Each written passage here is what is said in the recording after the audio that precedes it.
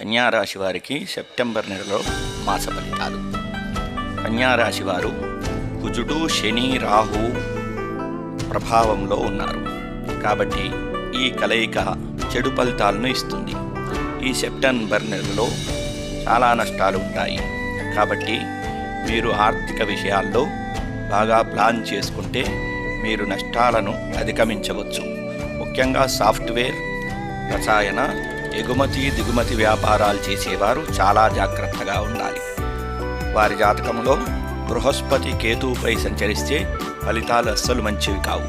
వారు ప్రతిరోజు శ్రీ గురుగాయత్రి మంత్రాన్ని జపించడం చాలా మంచిది. కుటుంబంలో ఆనందం ఉండదు.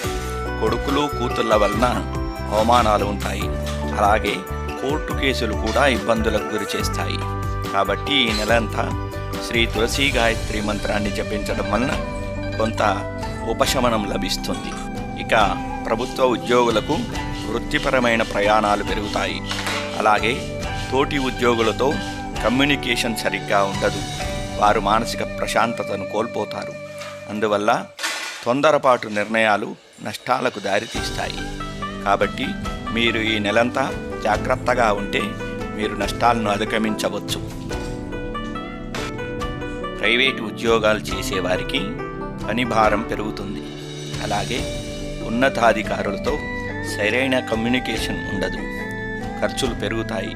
జాతకంలో లగ్నాధిపతిపై కేతువు సంచరిస్తే పరిస్థితి మరింత దారుణంగా ఉంటుంది.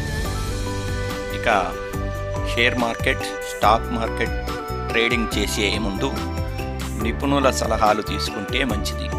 లేకుంటే ఈ రాశి వారికి ఖచ్చితంగా నష్టాలు ఉంటాయని చెప్పవచ్చు. దంత సమస్యలు చాలా ఇబ్బందికరంగా ఉంటాయి. అస్తమా మరియు గొంతు సంబంధించిన సమస్యలు కూడా ఇబ్బందికరంగా ఉంటాయి.